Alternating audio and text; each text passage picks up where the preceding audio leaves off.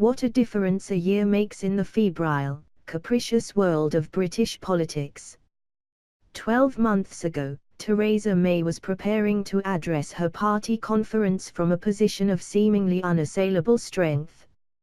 Crowned as Tory leader just 3 months earlier, she had a working majority in the Commons, a cabinet that appeared united behind her, and a 17-point poll lead over her then laughingstock of a Labour opponent Jeremy Corbyn. How that sunlit political landscape has darkened since then. After a lamentable campaign in a general election she didn't need to call, Mrs May's authority is significantly weakened. She now governs only by virtue of a deal with the DUP. A resurgent Labour has edged ahead in the polls, and there's endless speculation about her political future, as ministers jockey for position. But for all the setbacks, the Prime Minister has a chance this week to seize back the initiative. She made a promising start yesterday by announcing a freeze on university tuition fees, a rise in the threshold at which graduates start paying back student loans, and an injection of £0 billion into the Help to Buy scheme, giving 135,000 first-time buyers a leg up onto the housing ladder. These measures are a recognition that too many young people feel they are being left behind by this government.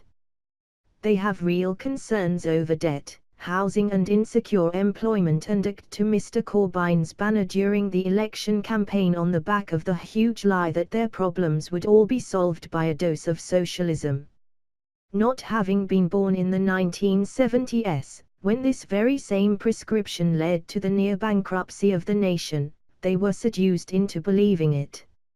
So it's now up to the Tories to explain that the inevitable result of Corbynomics, binge borrowing, punitive taxes on business and wealth creation, and key industries crushed by the dead hand of state control, is not salvation but economic ruin.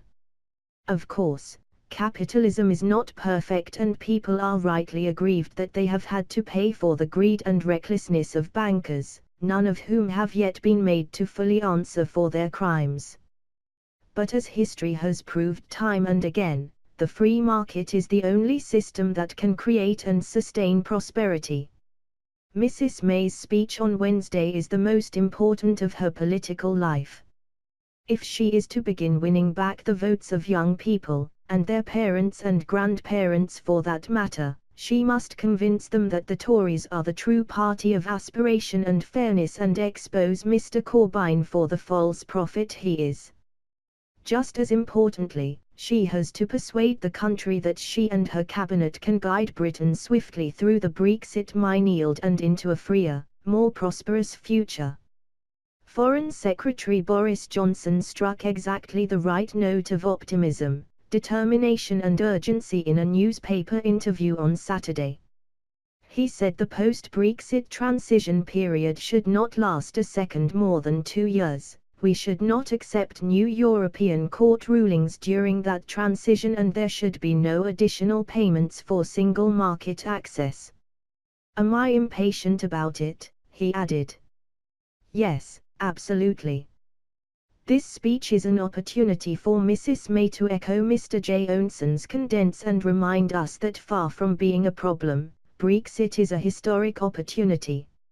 Above all, Tory ministers must show a united front and not place their own political ambitions above the national interest. They should know that if they undermine their leader at this crucial time, they risk handing Mr Corbyn the keys to No 10.